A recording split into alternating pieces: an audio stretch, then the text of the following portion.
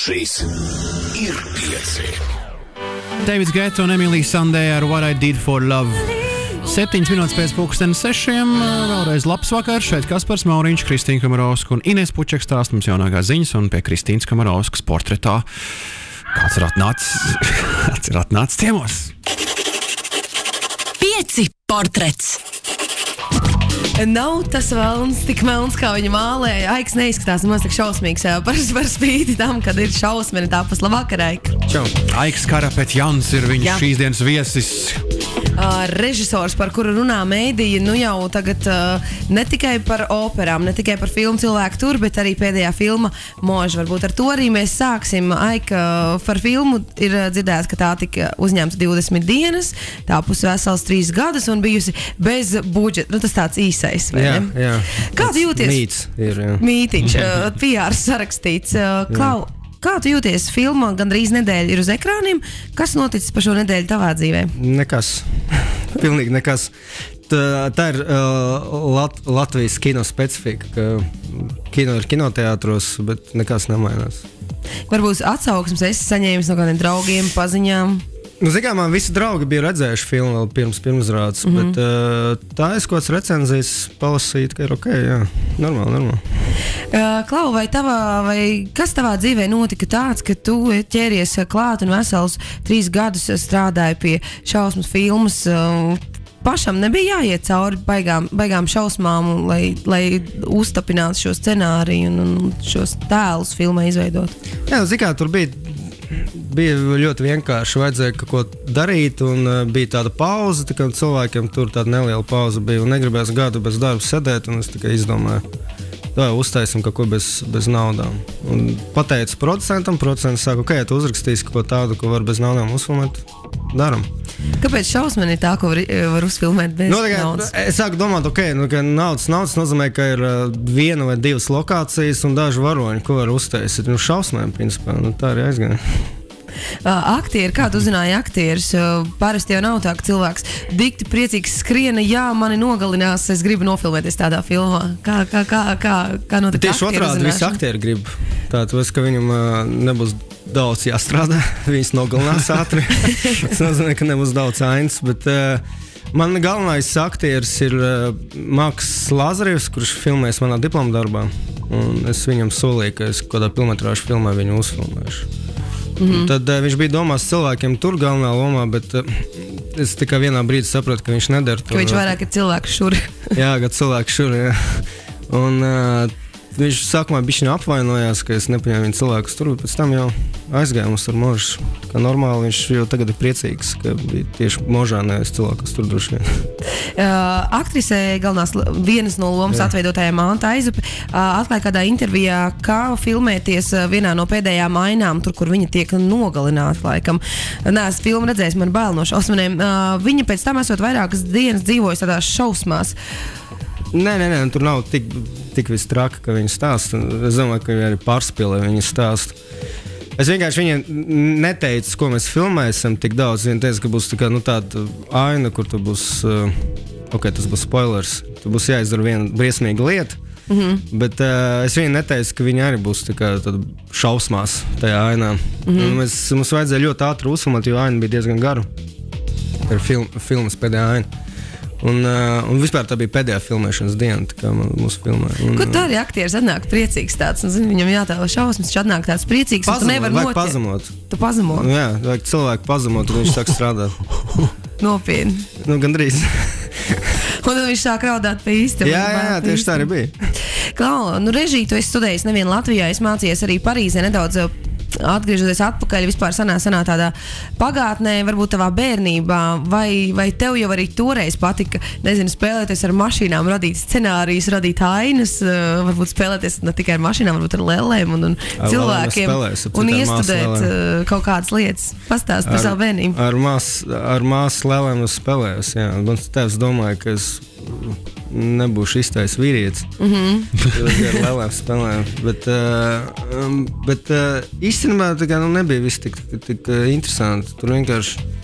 Es bērnu dārzā. Man māte bija audzinātāja. Tas nozīmē, ka man bija vara, man bija privilēģijas, un es varēju visiem likt, ko darīt. Ko tā. Bet tā nezinu, es tā kā kāds mītu, es neesmu vēl izdomājis par savu bērnību, ka nav kas tas. Nē, es domāju, mītu. Norežisēja bērndārs grupiņu, jā? Jā, tur bija tāda, ka... Tu šodien mirsi! Sapsīt, par šausmēm bija tieši tāda viena no pirmām atmiņām, kad bija kaut 6 gadi, man vecāki skatījās Omen filmu. Atceries, bija tāda Omen, tāda filma par bērnu satānu. Un man vecāki teica, ka nedrīkst skatīties uz tādu šausmēm, un es tā kā sēdēju tajā citā istabā, un es dzirdēju to filmu, it sevišķi to tulku, kurš... un tur ceļš bija tāds tulks, jūs atceraties no 90. gadiem, ai, tu maliki mačik, ai, держи дьявол. Super, tev sanāca, perfekt. Un es to filmu visu tā kā no sākuma līdz beigām noklausījos, bet es viņu neredzēju. Un, joprojām, es neesmu skatījies to filmu. Man tajā brīdī likās, ka tā filma ir nenormāli bailīga. Tu iztēlojies viņu? Jā, es viņu dzirdēju, es viņu neredzēju. Man tikai likās, ka tiešām tik briesmīga filma. Jā, tā ir ar tām skaņām. Tad kādu skolas laikā izvēlējies to savu profesiju? Daudziem tas ir tāds. Tā ir tomēr radoša profesija. Režisori var būt veiksmīgi, varbūt neveiksmīgi. Tas tomēr vienmēr ir liels risks. Kā atnāca tā apziņa, kad es skolā slikti mācījos, tāpēc es domāju, par režisoru. Man patīk skatīties filmas un sāku domāt, okay, kas man interesē. Principā, man interesē. Tas ir ieteikums visiem tiem, kas tagad slikti mācās. Man interesē, ka kino, es izdomāju, tas, ko vēl filmēju, pirms tam tur ar saviem draugiem pagalmā, tur kameru. Man tas viss patika, un es domāju, kāpēc man jāizdomā kādu profesiju. Tu negribēji pats būt aktieris, bet tieši režisēji? Godīgi sakot, es gribēju būt par aktieru, un es gribēju tieši būt par komēdijas aktieru, par komiķi. Un es ļoti fanoju par Robinu Williamsu, par Jimu Carreyu, par Louis de Funès, un tur baigi gribēju arī būt smieklīgs. Un skolā arī bija tāds aksts. Visu laiku nirgājos par skolotāju, viņi paši smējās un saka, ka aiku von iz klasa. Это смешно, но von iz klasa. Pareizi, nav ko. Klau, pēc tam turpināja studijas arī Parīzē. Kāpēc tev bija tā vēlēšanās papildināt? Nepietika ar Latvijā gūtajām zināšanām pieredzi, vajadzēja kaut kādu vēl ārzemju pieredzi, ārzemju skolu, kas kaut ko pamanīja? Nē, vienkārši ļoti liela ieteikuma uz mani atstāja tieši franču kinocējuši Jaunu Viļņu un Trufaugu dārs. Ļoti gribēs uz Parīzi aizbraukt. Vienkārši tāpat vienā aizbraukt, lai dzīvotu. Tas nozīmē, ka jāstrādā, un priekš kam strādā labāk mācīties, vieglāk. Attaisnojums labāks. Jā. Un bija vēl tas depresīvs periods, tad es izdomāju, ok, kinoskola, jāmēģina kinoskolā kādā tikt un gadu nodzīvot Parīzi, tā arī notika. Vai arī Parīzē kaut ko uzfilmēji? Jā, es ko uzfilmēju, īstenībā es to filmu neesmu redzējis, tā skolā arī palika, tur mums bija kāds diploma darbs, dīvains. Bet mums nelika pašiem rakstīt, mums visiem iedēja vienu scenāriju, un visiem vajadzēja pēc viena scenārija uzfilmēt katram filmu. Un tas bija Hitchcocka īstenībā viena izfilma scenārijs. Un viņi neteica, kas par scenāriju, es uzreiz sapratu, tas ir Hitchcocks. Yeah. Un es visiem saviem kursiem saku, tas ir Hitchcocks. Neviens neticēja, un pēc tam, kad vajadzēja tās filmas radīt, ka mums pasniedz, kā mēs atklāsim noslēpumu, tad bija Hitchcocks scenārijs. Jā. Nevar būt. Klau, tu un Hitchcocks, vai tev Hitchcock filmas arī pašam iet pie sirds? Jā, protams, viņš kruts. Viņš ir kruts arī pēdējā, kas bija pirms gada laikam iznāca, viņam viena no pēdējiem vai 2 gadiem. Kas? Tāda par Hitchcock tieši, par viņu pašu, par viņu. Bija, jā, kaut kas, bet es viņu redzēju vienreiz, neatceros, tur nebija nekas labs. Labāk izlasīt viņa grāmatu, kur Truffaut intervē Hitchcock. Tas ir daudz interesantāk nekā skatīties filmas par viņu. Kā ir vispār taviem tādiem iedvesmas avotiem vai režisoru vidē vai no filmām vai grāmatām? Tas ir tik daudz, ļoti grūti teikt. Ļoti daudz filmas, ļoti daudz režisoru, ļoti daudz lietas. Tas viss sakrājās, ko 20 gadu laikā galvā un gribās izmēģināt sevi visādos žanros, visādos veidos. Bet tā ir taisnība, ka režisori pavada ļoti daudz lasot un tieši kino režisori skatoties filmas, viņi var sēdēt dienām un to tikai darīt, kā skatīties filmas. Ir tāda viena interneta lapa, kur tu var veidot dienas grāmatu ar nostītām filmām, un es gada beigās man tur parādīja, ka es gada laikā nostījos 320 filmas. Tas sanāca gandrīz katru dienu pa vienā filmā. Man likās, ka nebūs tik daudz kā iepriekšējos gados. Bet es varu, Dievs, cik daudz stundas es pavadu pie ekrāna. Tas ir dzīve daudz interesantāk, droši vien. Bet es to vēl nezinu. Tas tikai interesantāk ir filmu skatīties. Paklausīsimies dziesmu. Tāpēc es ziņas sēriju neklausos. Būs jāizspiež ciet pēc brīža ausis, kad Inês stāstīs ziņas. Tagad dziesma. Šobrīd 17:06. Aiks Karpetjans ir šeit, tagad Bandmaster ar Who's the Boss, un pēc tam saruna turpinās. Mūsu pašu DJ Ruds projekts Bandmaster ar Who's the Boss. Labvakar! 5 portrets. No Bandmaster ar Aiku Karpetjanu mēs uzreiz ķeramies klāt pie operas, kas gan iestudēta pirms 4 gadiem, Seviļas Bārdzinis. Vai ne? 4 gadi pagāja. Kāds skrien kā stīrnis klau. Tā bija tava debija operā, un pēc tam tu neizķēries klāt vairs šim žanram. Pastāsti, kā bija, tomēr tā bija liela uzticēšanās, Latvijas Baltais nams, lielā trupa, vesels 2 tur bija, ja? 2 sastāvi. 2 sastāvi bija, jā. Pastāstīju, tagad atinotā bilde atpakaļ, kādas ir tās emocijas par to laiku, par darbu operā, par darbu ar šiem aktieriem, visam savādākiem nekā varbūt filmā Možs. Jā, jo tur bija dziedātāji, bet viņi tajā pašā laikā arī ir aktieri un viss, kas viņi ir.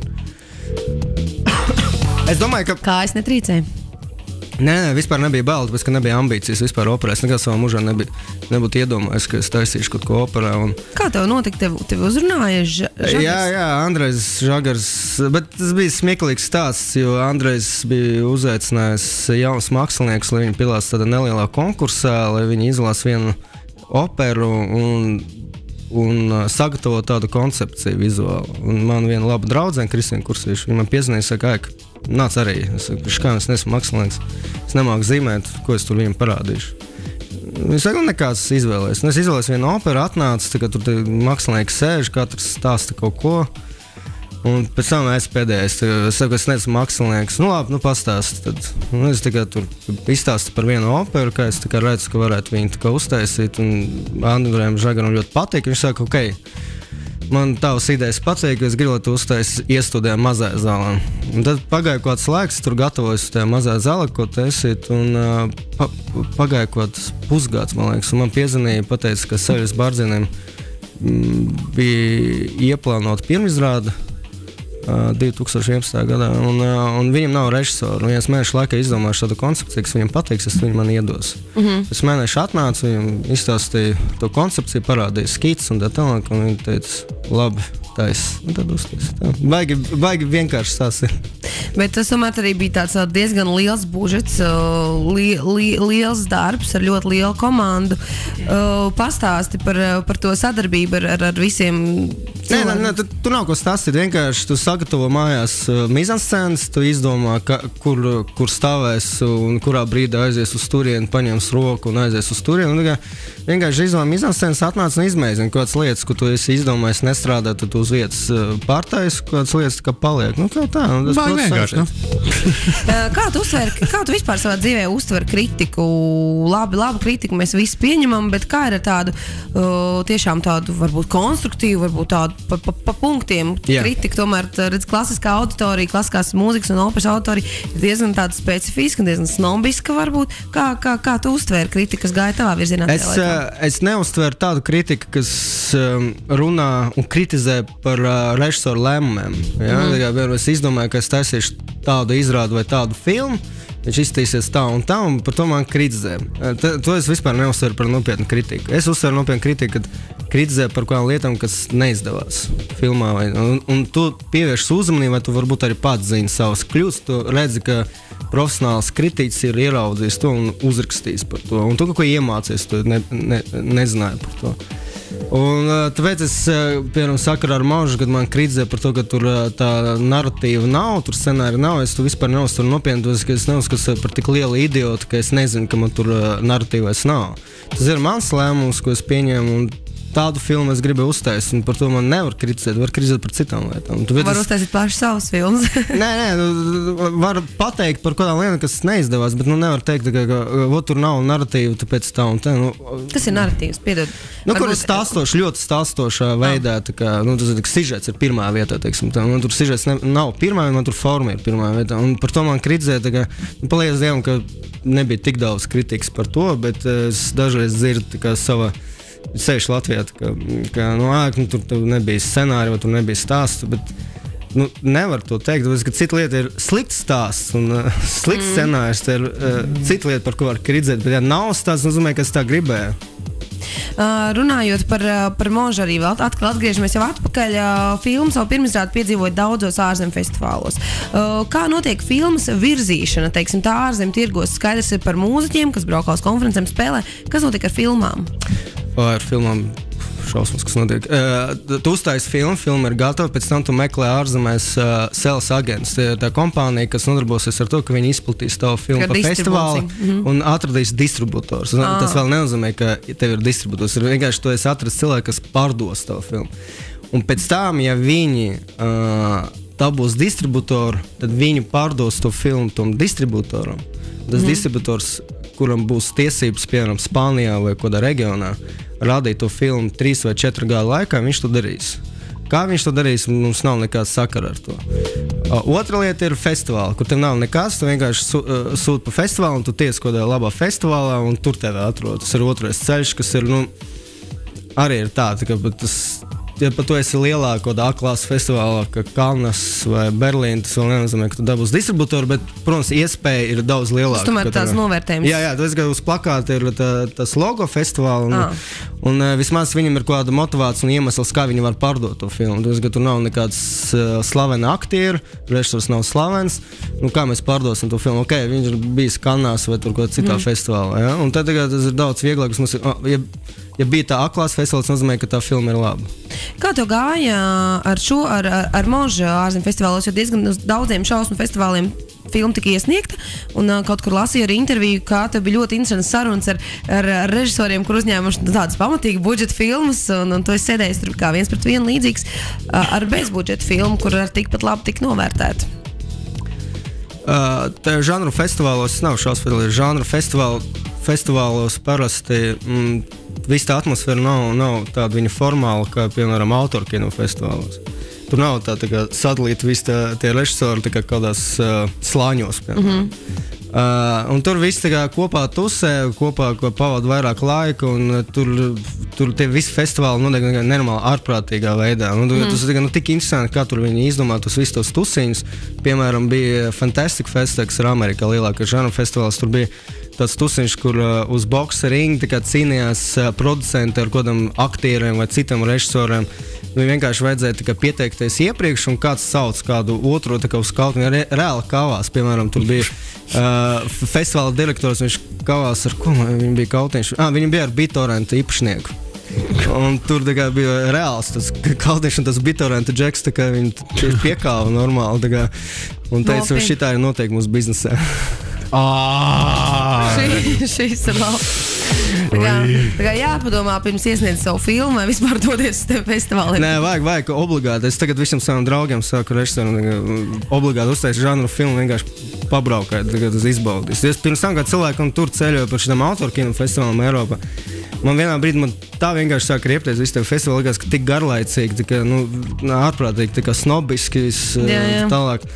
Tur žanru festivāls uzreiz sāk tur elpot un skatīties kaut kāds interesants films, ļoti dažāds, un pēc tam filmām tu redzi, ka tas režisors, ko māk darīt, vai uztais žanru kino, tur nevar salīdzināt ar autoru kino, kur režisors varbūt arī neko nemāk darīt, bet viņš māk tikai vienā stilā taisīt, un tāpēc viņš piemēram, tā arī filmē, citādi viņš neko nemāk.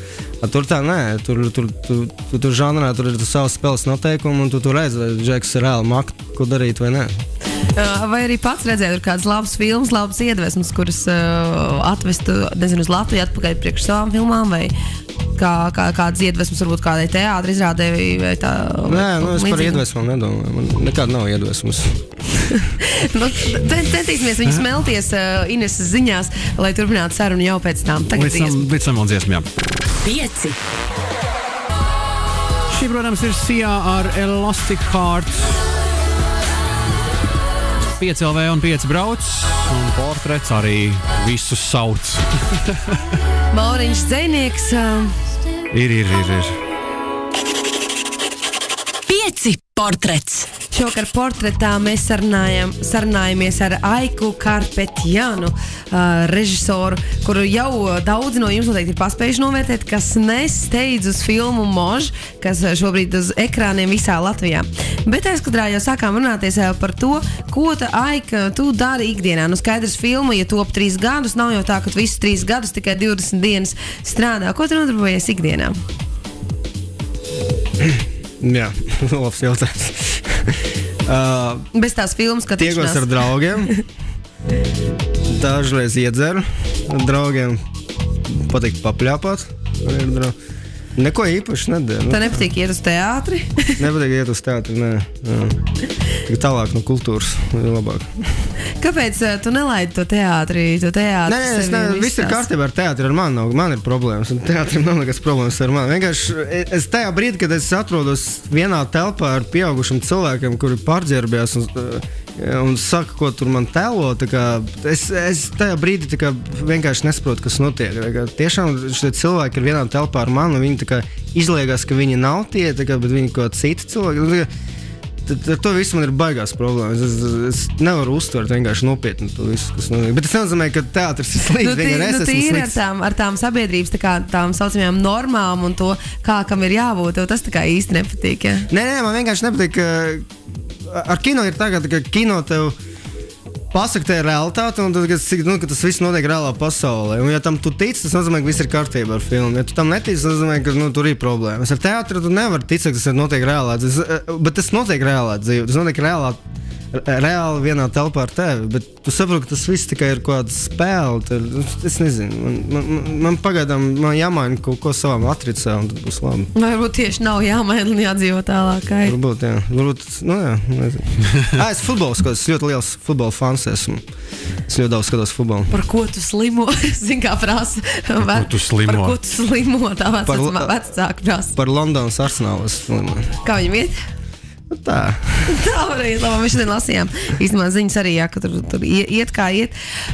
Klau, runājot par... Viņš šodien spēlēs ar Monako, sapcīt. Jā. Jāskatās, ne? Jā. Mēs ar Mauriņu tā kā uz jūs. Mēs tā kā tur nevis teātri, mēs neskatāmies futbolu. Ne par kādu cenu. Klau, ko tu pats, tu saki, tu skaties tās daudzās filmas, ko tu skaties? Vai tu žanriski skaties, nezinu, piemēram, vai tu skaties arī romantiskas komēdijas? Es nevaru iedomāties, ka tu tās skatījies. Jā, labi, jā. Piemēram, bija tāda filma, kas man ļoti patīk. 500 Days of Summer, kod 4 gadu apakaļ, man liekas, tāda filma bija 5. Dzirdējās nosaukums, bet es neatceros, vai es redzēju vai neredzēju to filmu. Par ko tur bija? Par ko var būt? Par Džeku Šīmelies metni. Viņš mēģina viņu dabūt, pēc tam viņam ir romāns. Bet, tu galīgi neizskaties pēc tādu, kurš iet skatīties romantiskas filmas. Pēdējā laikā nekas tāds labs nav bijis. Tīri tām sievietēm un meitenēm, kas tagad klausās un domā, režisora kungs, ko jūs labu varētu mums beidzot ieteikt? Gone Girl. Jā, tā bija izcila. Jā, tā bija ļoti labi. Tas bija tāpēc tā sižeta pavērsiena, kur tur vispār tā ir ļoti, man liekas, svarīga filma. Gan stāsts par sabiedrību, kurā mēs dzīvojam, gan par sievietēm. Ļoti patiesa lietas, bet ļoti brutālā caur žanru. Īstenībā, viss ir parādīts. Tas ir ļoti labi. Runājot par to, ka visos tavos darbos, kur lasīju arī recenzijas, tu tā kā ļoti agresīvs esi. Tev patīk nogalināt, tev patīk asinis, tev patīk tāda šausmīga dzīve, realitātes, tāda izjūta. Kas ar tevi ir? Ja es taisītu romantiskas komēdijas, tas nozīmē, ka esmu dzīvē ļoti smieklīgs un romantisks. Nē, bet kāpēc tev patīk cilvēkus tā kā aizkustināt kaut kādās vietās, kur ir bail? Nē, man aizkustināt galīgi nenesē. Man gribās skrāpēt drīzāk nekā kustināt. Ko kustināt? Nav tur kustināt vairs cilvēkos. Tagad vai jāskrāpē, lai pamostās. Lai strādātu, tu esi noteikti daudz pētījis, no kā cilvēkiem ir visvairāk bail mūsdienās. Kā tev liekas? Tagad man liekas, tā jaunā paudze ir diezgan garlaicīga, jo tagad tā paudze ļoti rūpēs par savu veselību un mēģina veselīgi ēst, sportot. Tāpēc arī mums nav tāda liela lielas rock grupas, kā bija 70. gados. Visiem ģimenes bērni. Metājās ar kresliem, pudelēm. Tagad nav visi tādi pareizi, veselīgi cilvēki tur ko dzied. Nav interesanti. Tagad ļoti garlaicīgā laikmetā ziņā mēs dzīvojam. Muzikā nekas nenotiek, kino kaut kas ir vēl. Kam tu seko līdzi, vai vispār seko līdzi tam, kas notiek Latvijas mūzikā? Vakar bija mūzikas ierakstu zelta mikrofons pasniegšanas ceremonija.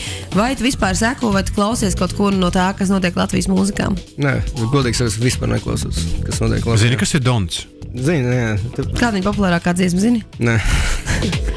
Tas jau ir līmenis, klausies. Tas forši, ka tu vari tā abstrahēties īstenībā no tā. Es neabstrahēju, vienkārši neinteresē. Bet, ja rādio dzird, tad kaut ko tu klausies. Īstenībā es pārslēdzu, man tur kaut kas nepatīk. Es nesaukšu tās stācijas, lai nav reklāma, bet kaut kādas stācijas, kuras es klausos, un parasti tur mūsdienu mūzikas ļoti maz ir.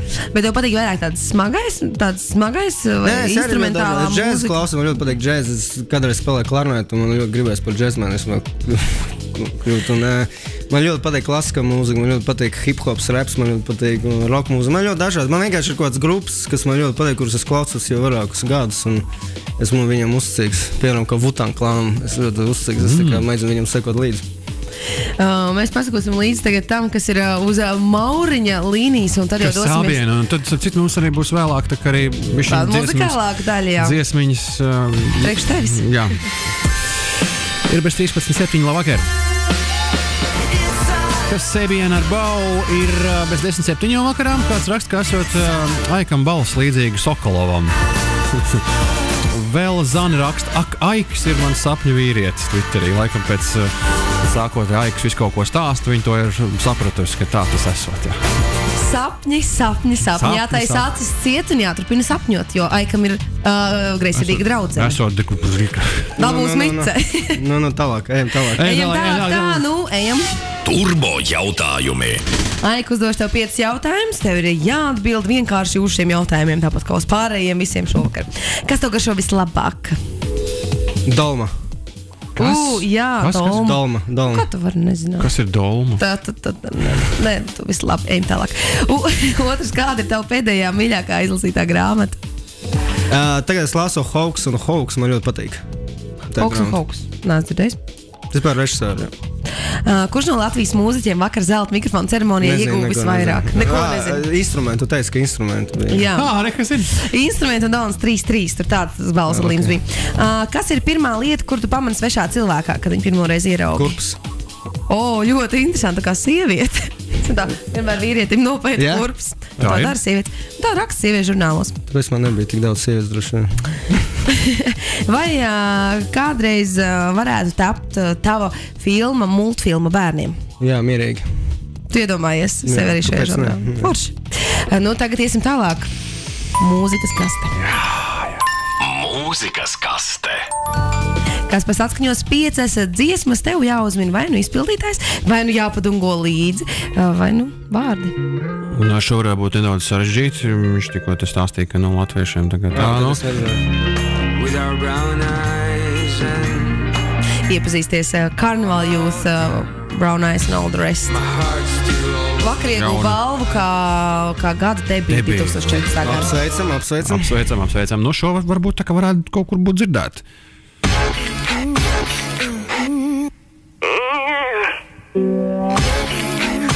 Britney Spears, jā? Precīzi! Zināju, ka tu zināsi. Šo jau laikam zina visi, arī tie, kuru mūziku vispār nekad neklausās. Esmu jau vecs cilvēks, vēl atceros. Skolā, tas laikam disenēs bija jādajo. Tā bija Britney, lūk, vēl viens gabals.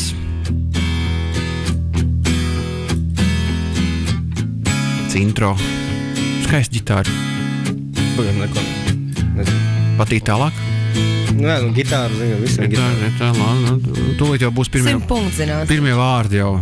Viņš ir diezgan populārs. Воздух искрит и просто B2, jā? Un? Prātvēt? Jā. Skoļski Uļiks tiešām. Tad būs nošaut uz ielas, es neteiktu prātvēt. Ļoti labi. Pagaidām no 3 2 ir atminēti, vai ne? Es zinu, tu es nezinu, kas ir izpildītājs. Tu zini vārdus? Var padziedāt līdzi, vai ne?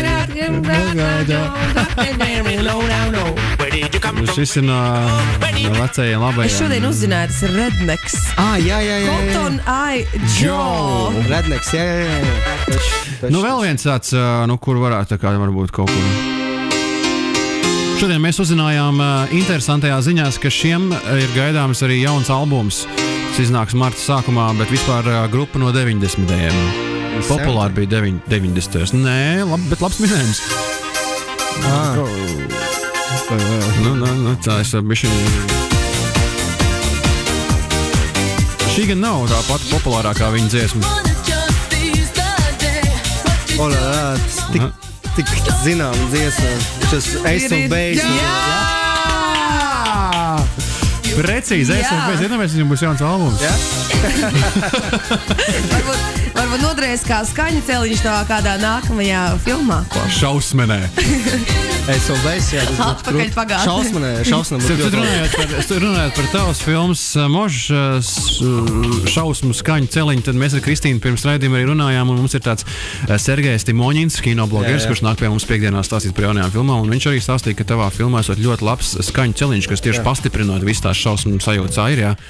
Kā tu, vai tu Latvijā komponistiem jautāji rakstīt skaņu celiņus? Jā, mums bija ar Alni Čirsi un Tomu Alniņu. Viņi taisīja oriģinālu mūziku, mums vēl tur skan Dārziņš un Emils un vēl tāds jauns komponists, arī jau zināms Latvijā, Andris Denīts. Jā. Mēs izmantojam dažas gabalus, un es ļoti ceru, ka viņš kādreiz manā filmā uztaisīs oriģinālu mūziku. Man liekas, ļoti kinematogrāfiska mūzika. Ne?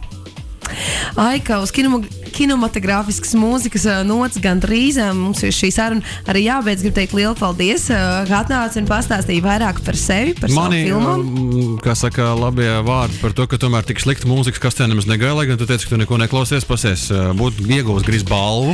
Un Doma ir kaut kas ļoti garšīgs, kur es tev noteikti rīt atnesīšu, lai tu zini, kas tas ir. Jā, es labprāt uzzinātu, kas vislabāk garšo Aikam. Arī, jā. Skaidrs. Brīnums. Labi, liels paldies tev un uz tikšanos varbūt aiz ekrāna. Čau. Tu klausies 5 LV.